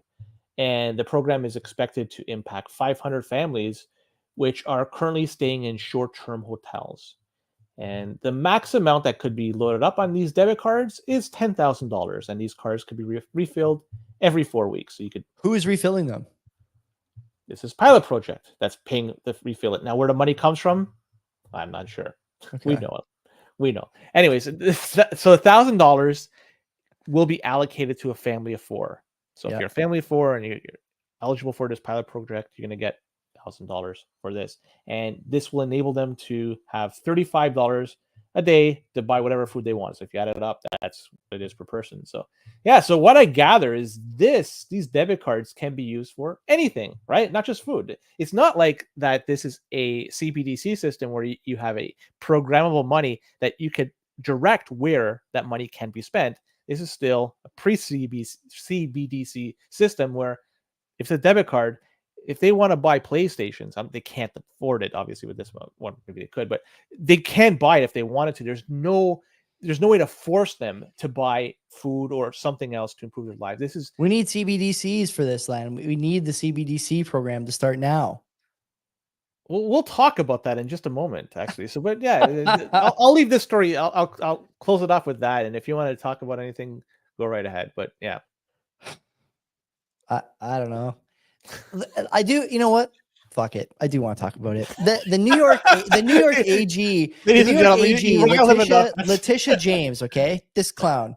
She's tweeting out every day the number of dollars that Donald Trump owes to the city of New York or the state of New York. Okay, the state of New York pays $10 million a day in illegal migrant supports. $10 million a day. You know how many times you have to fine Donald Trump to continue in perpetuity? And by the way, that 10 million number is about 6 months old now. Do you know how much money Donald Trump would have to pay you? And by the way, okay, he's not going to pay any of it. It's going to get dismissed by a higher court, as it should. Okay. Do you know how much money you need from Donald J. Trump and his estate to fund that cost, or $10,000 or $1,000 or whatever to every family of 4? You're putting them up in hotels that were presumably private owned businesses until a year ago. That's a decision a month, right? If it's still 10 million, if that still number remains. I've already gotten too worked up about how notable this is. And then also you have to take into consideration the cost for the litigation. There's going to be administration costs. Of course. So yeah, who the heck knows exactly? It's pure insanity over there. And like, serenity now. The state governor there, the state governor getting on TV and saying, "Don't worry, we won't do this to your business. We just did it to Trump's business." Like, I hate that I'm getting political. I'm not even really a Trump guy. I think the guy is funny. He'd be a better comedian than politician probably, but he's still somehow a better politician than most of the people he's running against on either side of the aisle. I just look at this and I think, priorities, man. Okay, here on CBP, we are about priorities. We're about opportunity costs. We're about deciding A over B and why. Can you really say to me that this is the best way to spend $10 million a day? Can you really say to me that these are the people we should be giving $1,000, to for a family of 4? I'm not saying they don't need it. The problem is saying that if you just give to everyone who comes because you think that they're more desperate, there's not enough resources in the world. This has always been the case that's made against unfettered migration. Do you think that's exactly it? So I think the majority of the money, and I could be wrong, is spent on housing. Yeah. So paying for hotels, putting them in schools and stuff like whatever. that. I don't want to see these people on the street. But the question is, if you can't afford it, why not just tell them not to? Like, this is not a CBP topic, but like, come on. What are we talking about here? It's not a feasible long-term policy, is it? I don't think that it is. And, no, when you're increasing the amount of undocumented people in the country, what is the number? Was it like a couple of million people last year and 1.5 million the year before? Yeah. Like, if you do the math, almost as many as us. Us in terms of. Well, Canada. What did we had I think we had more than 1 million last year, right? For a country that was. There's a huge difference. The population is approximately obviously 10 times, 8 times, something like that. Still, whatever. Yeah, so that goes. then that shows you why that, you know, the housing situation is what it is, and that's why the federal government is reacting the way they are. They're clamping down and study permits and so forth. It's going to be Conestoga is going to take a beating moving forward as a result of the changes, right? Like whatever. I don't know. This New York story, just to put a bow on it, like there's other things you need that money for. Not the least of which is preventing crime in your city. But hey, you know, spend it however you want and suffer the consequences. People vote with their feet, and they're going to do that here too. If only Eric Adams did buy Bitcoin and took his salary in Bitcoin, maybe he could have used the proceeds to help fund it. Did you see that Eric Adams video from when he was like a state representative or state cop, whatever? And he's like, this is how he does his video. I saw it on the Real Flies Twitter account. I tweeted it out. I'm not going to go back and look for it, but it is so like tragically funny. He's talking about how to search your child's backpack for drugs and other like, you know, illegal paraphernalia. And he's like, if you find a crack pipe in your son's backpack, it might be time to have a conversation with him. Like, buddy, we know. But that was, tell me, let's be honest, that was probably, I don't want, you know, I'm defending him here because when was that? Don't you dare. Don't you dare. It's taken into context. Was that done in the 90s? Like he could have been. It doesn't look like it. It looks like it's okay. So I don't know. And so you got to take it into context. Go to my Twitter profile, you listeners and viewers. I don't know how to do it on computer, but you can just type in, if you just type in crack pipe or something, I'm sure you'll find it. If you find anything else when you search crack pipe on my profile, I'm in deep shit, but pretty sure that's what you'll find. Well, let's do another acceleration story because last one I think was. And this was another example why UBI is not the answer. And this is from the Washington Post, again, which you described as normie news. So I'm not cherry picking this shit out of thin air. So a pilot program was launched by the District of Columbia, DC. Mm-hmm. And in this, 132 new and expecting low-income mothers were given $10,800 over a year. And why was this done? It was a study to show how unconditional cash payments could improve their lives, essentially a UBI. And it says here, some of the funds were used to set up their first savings accounts or to buy baby formula. Others used it to live the lives as they have always dreamed for their families, such as helping cushion their savings to buy a new home, or this is where it really gets derailed. Okay. Can't wait. Or just live large for a week, like a new hairdo, a trip to Miami, and new outfits every day for the children. Oh, so this, man. Give me those flowers, man. So here you go. This lady, Canithia Miller, Miss Miller, she's at home, 27 years old, with her third child. And she says, I wanted to blow it. I wanted to have fun. She said her kids got to experience something that they would never be able to do if they never got this money. So they did a 5-day, $6,000 trip to Miami. Holy Christ. They had they had it all over there. There's no helping these people. They were even joined by the children's father, and they had a nice boat tour to expose them to the $1 million homes and luxury yachts that that area has to offer. And not only that, she spent $180 ahead of this to do her own hair and nails. So accelerate. Does anything say I'm stupid? Like I used my $10,000 to give my kids exposure to something they'll never experience, like a nice house and a trip to Miami. Are you stupid? I said this before, and I'm not going to sugarcoat this, even though I know we're trying not to be so pointed. There's no helping these people. People who need UBI and debt forgiveness and these things, the problem isn't that they're in debt. The problem is they don't understand how to spend or save money. Period. End of story. These UBI programs don't work. They're inherently inflationary because everyone just spends every penny. They don't know what to do with the money. Now you could make the case to me, and I think it would be a fair case to make, that if you do this for 6 months, you're not giving people a chance to learn how money can serve them if they do the right things with it. I think that's fair. I would honestly grant you that, but the expectation can't be that you give someone $10,000 and just say, okay, go nuts. Like they don't know what to do with it. They've never had $10,000 before. And so naturally they don't know what to do with $10,000. The idea that you would set up a savings account with $10K tells you all you need to know. Savings account is the dumbest thing on the planet. But it's a step in the right direction. I'll give them that. It's barely, barely, because all it is just a place for you to Okay, listen. I'll give you the rationale. If you put it in a savings account, you know it's going to be depleted over time because the money you have is not going to be enough to pay for everything.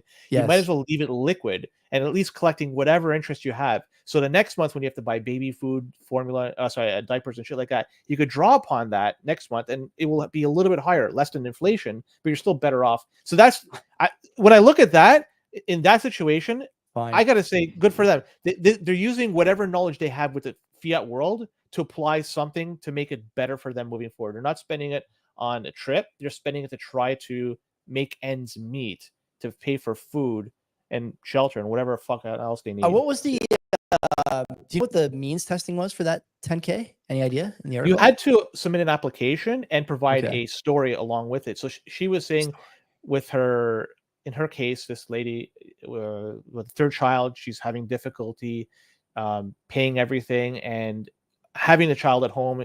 It's harder for her to get a job that's working around the schedule and so forth. So gig work or was it temporary work it's just hard for her to get a job to work. So she needed the money. It would help her out. I just have so many things to say that I just cannot say on this air. But I mean, the incentives are lined up in a way that they just don't make sense. And you see this kind of thing all the time. I don't know how, like there's no polite way to say the things I want to say, but they're obvious to everybody. Okay. You can't have 3 kids without a job and then worry that you can't get a job because of the 3. Like that's not a rational person. No, people are making poor decisions. Of course. So and then when you give, and then, okay. So like this is the thing I don't get about the UBI crowd. I got to ask Floyd about this when he comes on. If you need UBI to live, chances are you got in that situation by making irrational choices, not just 1 or 2, but like dozens, hundreds, compounding over a decade to get into that situation. And then when you give someone that money, do you expect them to change the train of thought, the sort of decision-making model that they have? Well, they have money, so clearly they're going to make better decisions with it. Well, this is the thing I don't get, right? Like someone's got to explain this to me. That's why I think there's a case to be made that if you give someone UBI for 6 months, it's not going to work. But if you give it to them for 3 years, maybe they figure it out. Or you give them the UBI and say, look, to keep getting the UBI, you have to meet with a financial professional once a month. How about this, Joey? How about whatever. A CBDC system that UBI, where the money can be and only be spent? It's coming so much faster than you think. I'm of the camp. It's not going to take place for a long time. I'm still in that camp. It's coming so fast. I'm going to tell you why. When we get to gig economy, I'm going to tell you why. I can't wait. Okay. I'm curious. Okay. Anyways, we'll talk about student loan forgiveness because it's all the acceleration. My God, they're giving money away again to people who just don't know what to do with it. I put the student loan crowd in the same boat as the I need UBI crowd. Say what you want, but that's it was $1.2 billion in student loans were canceled just last week. And when I say canceled, it's not that the loan got reduced or it's wiped off. It's now collectively, it's now going to be shouldered by everybody. It's no longer one person's job, so it's not the person that applied for the loan; it's everybody, unfortunately. So far, $138 billion in student loans insane. Have been forgiven. And is that not mind-numbing to you? That number? I'm going to give a little more color here. 3.9 million people. Now, this, if you wanted to figure this out, that's roughly the size, a little bit more the size of Los Angeles, to give you perspective on how many people. Los Angeles is the second largest city by population, I believe, in the United States. That's how many people that were given loan forgiveness. So, and this is not the only time. They're going to continually do this. We talked about student loan forgiveness, I think 2 weeks ago, and now we're talking again. And I don't know how they're able to get around this, because wasn't there some sort of judgment by the Supreme Court? So I'm not sure what's the mechanism required. Exactly. Some finessing being done there for sure by the White House, right? Yeah. So they're able to achieve this, not to the same broad degree they wanted to, but it's still being done. Slowly but surely, they might chip away at this to get to where they were going to get in the past before the Supreme Court decided to strike that down. This is all, remember, part of a election year too. So this I could see continually moving forward. I can't see why they would stop this. But it's unfortunately, it's other people's money. They're not going to do anything with it. This is the worst part, is they're not going to do anything with it. Like, Period. End of story. That's that to me. Well, this will be the story in 10 years that they didn't do anything with the money except blow it. They didn't save it. They didn't buy homes. They didn't start families. They spent it on nonsense. You have to, and I understand that, like, student loans, everyone in Canada is like, oh my God, in America, you get these huge student loans. Yeah, but you also make fucking 70 grand working at McDonald's in the States. Okay. I just don't mean to interrupt. Boomer says Yeah. one thing, and he's right. There's something here that has to be said. Institutions like Harvard, and I don't want to name them, but They did fleece them for sure. They fleeced them 100%.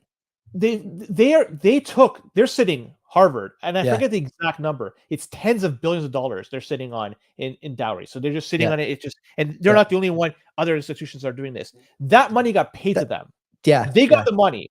Now they should pay that back because everybody is now going to be subjected to paying that. Why should they keep it and everybody else pay the bill? There's going to be changes. Yeah, there's going to be changes in the way that these things work. I think student loans, especially, if universities are willing to take you on for underwater basket weaving, then they better be willing to pay some of your debt forgiveness down the road when it's politically convenient to do so. Yeah, I don't know. It sucks, Len. But like, again, it's an acceleration moment here that everyone is kind of just sitting by and watching, right? You've never seen an environment like this where everything is on the table as far as getting votes. The border is wide open. Loans are forgiven. Cash for everyone. UBI. So everything is on the table. You could tell me anything in the next story. If I didn't look at any of the stories for this week, you could have told me anything, and I would honestly believe you. There's a UBI program starting in New York. Every citizen who is under 50 years old is going to get $10,000 a month for the next 6 months. I would be. What if I identify as somebody that's under 50? Does it still? Oh fuck yeah! You get double. There's another allowance for people who identify as anything. So. Well, talk about notable stories. Too notable. Moving on. Yep. Go ahead. Notable North. So there was a beauty of an article that came out from CBC, and it was talking about the pandemic. Yeah. And the savings people had accumulated during that time. Because remember, during the pandemic, and it's even mentioned in a chat that Serb is talked about there. There's also SIBA loans. So there was money that was being given to people because they're not able to either keep their operations open, or they were forcibly telling people as employees to stay at home. So Serb and SIBA came into existence. Mm-hmm. And this article mentions that those savings collectively in Canada ballooned to $300 billion, over $300 billion, in fact. And and it got to the point where we just reached I think the record high in terms of savings. So anyways, economists were expecting those savings to translate into a big boost for the economy for when the money was eventually spent. And the economists, they were puzzled as to why all this spending of the money didn't result in what they predicted. Weird. Yeah. So, so it just goes to show you that you may have gone to school, you may have learned about it, but you overlook one fact, that if you increase the money in a system, you have more money chasing the same goods. And so the price of those goods are going to go up. And now the money that is there, it's not like they are more wealthy. They're just treading water as a result. So, so total household savings has gone down since then, obviously. And it's noted that the people that do have savings now are people of means. The people that are in lower class or even medium class, they are the ones that don't have middle class. They don't have the money in the savings accounts, and it's been drained for the most part because everything has gone up, and they have to tap into their savings, and then worse, they have to put it on credit. Yeah. So I don't understand why that they can't seem to understand this. Didn't take place, a boom in the economy. But the reality is, come on, guys, you flood the market with money. There's no way around it. There's going to be an increase in price, and the money becomes devalued. It's a zero-sum game, and I don't know. I have nothing else to say about this, but these people just got to realize the reality of this. What else can you say? It's like basic understanding of supply and demand, and the goods market reacts to those market forces maybe more quickly and more precisely than any other free market in the world. It's not that hard to figure this out, but as always here on CBP, we're available for consulting. Low prices, going to be cheaper than what you're getting. More accurate information too. Just give us a call. Hit me up. DM's open, as they say. Yeah. Actually, I've helped out a number of people in the past few weeks with technical issues, cold card and shit like Nice. that. And it's all free, man. It's all free. Free. So yeah, I don't charge it. Anyways, I'm not sure if you saw this article. I think you did. The Mark Fawcett article from the Obviously, I saw it. Fawcett's like that's another guy. I would actually have him on the show. But anyway, let's go ahead. Well, yeah, he says that Canada needs a wealth tax. And because the top 100 best paid CEOs in Canada made 246 times the typical employee took home in 2022. And that number, I think, has probably gone up 2023, but we don't have those stats. He says that by implementing something like this would impact fewer than 100,000 families nationwide and would raise more than $32 billion in the first year. And he says within a decade, it would hit $51 billion for a cumulative total over 10 years of $409 billion.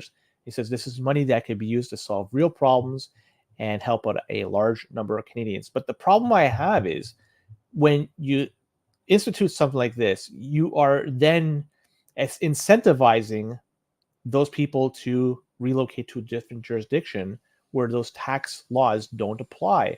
People of money are people of means are able to move elsewhere. People that have nothing, they can't. They're stuck where they are for the most part. So I understand what he's trying to achieve here, but in terms of the forecasting, it's not. I'm going to argue it's not accurate. That number is going to go down, and as it goes down, it's also going to impact the economy because you'll have less of these people here, these well-paid people here, doing the job, and so you have almost a drain brain. So somebody else will have to replace that. And then, so overall, the just industry as a whole will be less productive. And so you look at that and that's a negative feedback loop and it just gets worse and worse over time. I understand what they're trying to achieve. We have a progressive tax system already in Canada. The more you make, the more you pay in taxes. Yeah. There may be loopholes. I suggest trying to close those loopholes as much as possible. Maybe that way you could have people of means pay their fair share of taxes rather than circumventing it through tax loopholes. Yeah. But this is something for other people that I don't have a clue how to fix, but that's my thinking. Get rid of the sales tax and put in a wealth tax. And I'm in. I'll play your game. Sure. No problem. I don't want to pay 15% everything else. You can charge me on wealth. And then you're really attacking the problem you seem to think exists, that the wealthy are getting too wealthy while the people who are kind of the hardest done by are falling too far behind. Easy.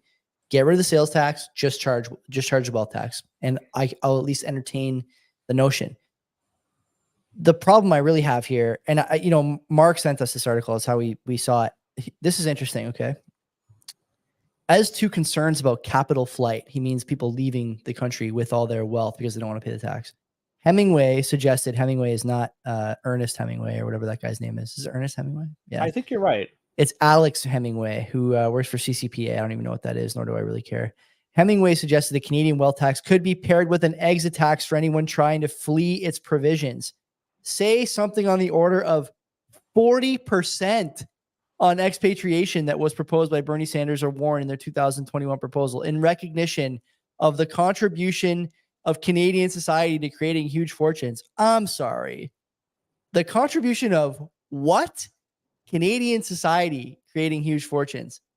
I don't think so, guys. That's a bridge too far. I admire Fawcett for the engagement farming that he most certainly had in mind when he wrote this article, because there's not much substance here. It's all just kind of, nebulous ideas and stuff that he's not really considered or given details on. My big problem remains the same. The idea that giving more money to quote unquote solve problems is the answer. I would just ask what problems have been solved to date with extra money. That's all. And if you can show me that we're getting better services for the money that's going to, presumably quote unquote solve those problems, then yeah, let's talk about it. But I've seen a lot of the opposite, and I'm not willing to give more, I don't think, to these sorts of things. Also, 10 million is relatively low as a baseline number. If you start calling land wealth or LLCs wealth or Bitcoin wealth or your stock portfolio wealth, I would guess, Len, that a lot of people in their 60s and 70s, people who had good jobs, maybe have a couple of homes, let's say, if you have more than 1 or 2 properties, you know, you might find yourself in that range. Who gets to decide what that stuff is worth, right? Do you get to decide? Does the bank get to decide? Does the government get to decide? I don't know. I don't really want to play in that arena. And again, I don't think this is a serious proposal. I don't expect it to get any traction. But then again, tyranny of the majority continues to creep up on us here in Canada, and anything is possible, like I said before. So I'm not suggesting hiding your wealth, but I will say that, you know, playing outside the system in assets like Bitcoin, I think is increasingly a good idea, because there's, you know, a lot of stuff coming down the pipeline here. I think in France, you didn't even have this on the list, but in France, there's a politician talking about how they can't afford to risk losing the battle against climate change and the war in Ukraine. And so they want to start talking about seizing French savings accounts. Like, I don't think so. Yeah. I don't think so. I don't have it on the list. We're just running out of time. Yeah. So what I want to say is that Bitcoin, how many people, if such a thing becomes a reality, especially an exit tax, how many people are going to be then purchasing Bitcoin and memorizing their 12 or 24 words? See ya. Because at that point, then it's, you know, by the way, okay, difficult. this is the wealth tax as described here, especially that exit part, is, you know, outlined in depth in a book to my left here, Sovereign Individual. Clamps will come down as people leave these oppressive jurisdictions. And I mean, if you think Galen Weston is going to subject himself to this, I mean, you're dreaming. It's never going to happen. So anyway, fun to talk about, though. Good content for us. Well, there's an interesting article from the Globe and Mail, and it's done by 2 individuals. One, Emily Barrell. She's a doctoral candidate at York University. And the second person that contributed to this opinion piece was Stephen Tufts, and he's an associate professor at York University. So just to give some context of who wrote this. So they penned this opinion piece, and it's talking about the gig economy. It's stuff like Uber Eats. Everybody knows about this stuff. But the gist of it is talking about the exploitation of workers as a result, because the fact that they are preying on cheap labor and flexible hours, and they think this is obviously a bad thing. It's just a bad way for businesses and corporations to take advantage of people. The reality is there is a need to do these jobs. There would be no money for it if the job didn't exist. And there are more people in Canada, and it's hard to find regular work because, you know, if you go look at any type of job fair, it's just flooded with people. There's more people than there are jobs available. So they're forced to do shit like this. And while it may not be glamorous and they're working crazy hours, sometimes even in the middle of the night to deliver food or whatever, there is a need for it. If there wasn't, there'd be no pay. There'd be no money for it. So, and this is really it's capitalism more than anything. And it's too bad people are forced to do these type of jobs in order to make ends meet. I would imagine they wouldn't want to do this. They want to do something that is, I don't want to say better, but, you know, like pays more, gives them more, it's more consistent along those lines. And it's just, you know, these guys, I think they're painting it in the wrong light. They should be looking at, there is a need for it. People are doing it because they have no other option. They're not being exploited. It's just, that's the reality of the situation. I mean, there's reasons that they feel this way, presumably. The gig economy has been such a topic for us, like such a busy sort of hot topic for CBP. What we do is a gig economy. You and I, this thing here. I mean, this is a side hustle for us, right? And you know, yeah, right. We're doing something on the side here. Like, yeah, I don't view it as like a gig economy job, but you're right. So, you know, in some economic data reporting, for sure, this would be you know, a second job.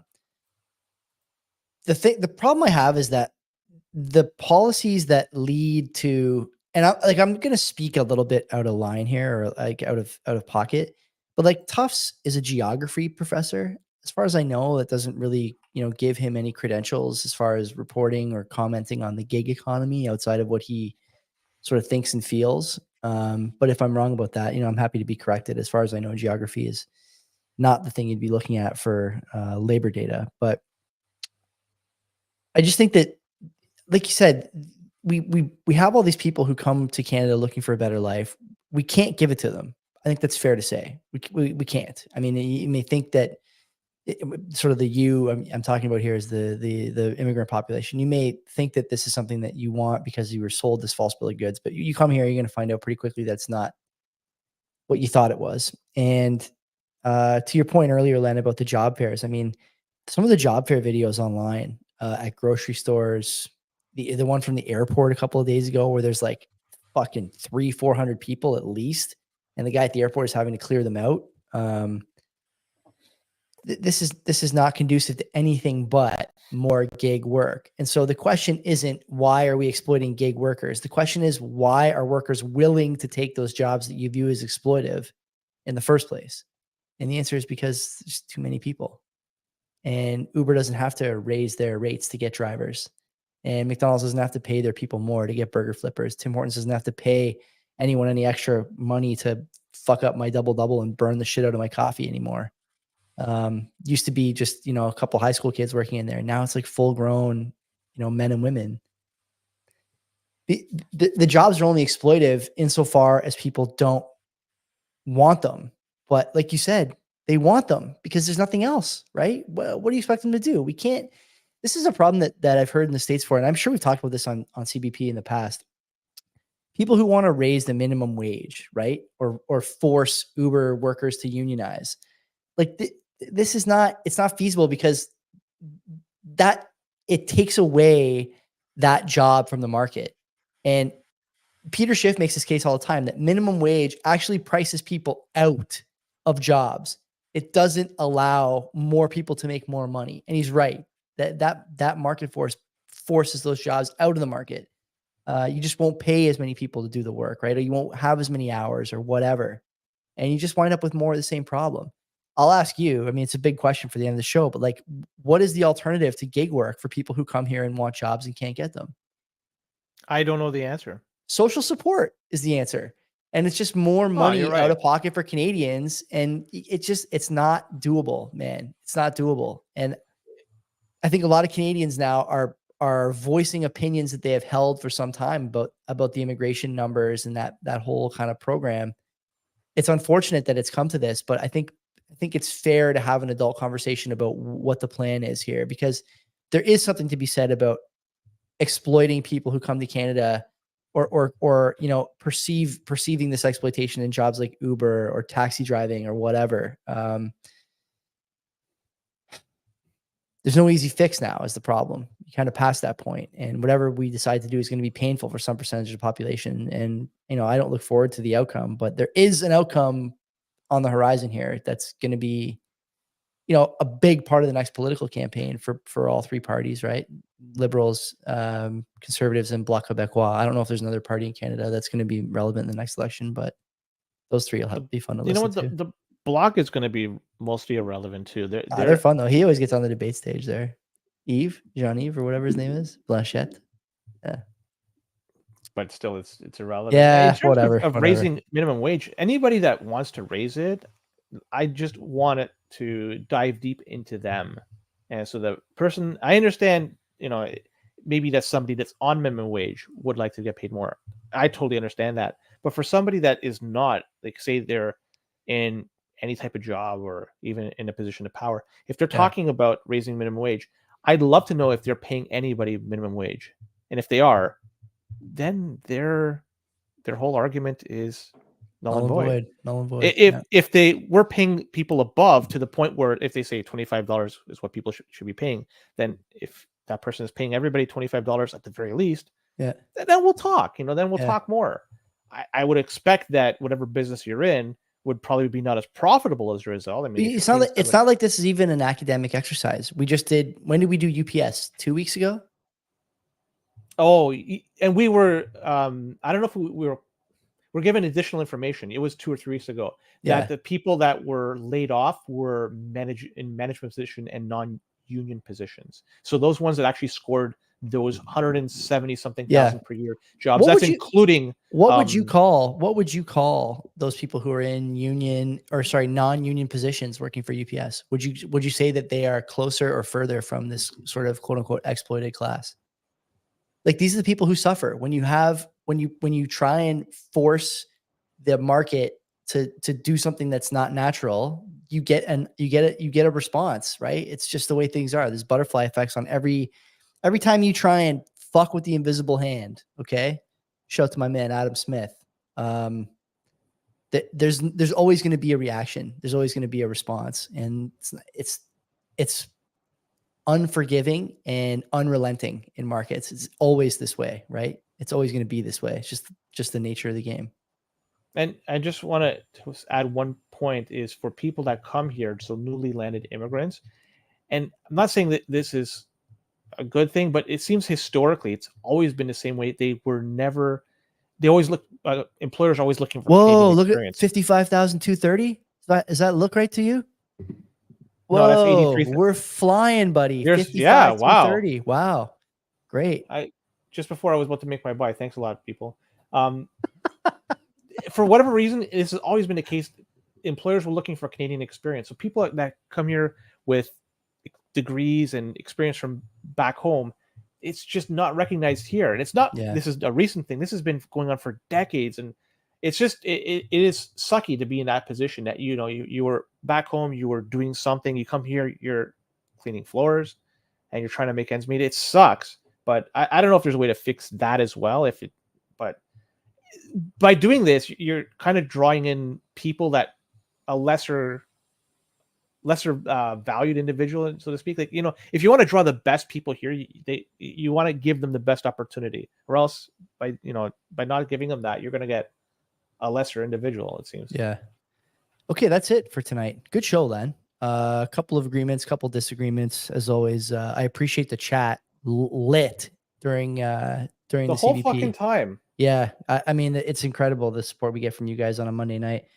We got different numbers, yeah, but yours just refreshed. So I'm at 55,100. You're 55. It's 55 something. I just looked 55,113. It's good. 55 is a good. You number. Motherfuckers! I was gonna buy soon, and then now I'm buying for a lot. Now less. you're destined to a life of servitude and serfdom instead. Thank you very much. Thank you. Now I have to work for another few extra years just because you bastards wanted to fucking.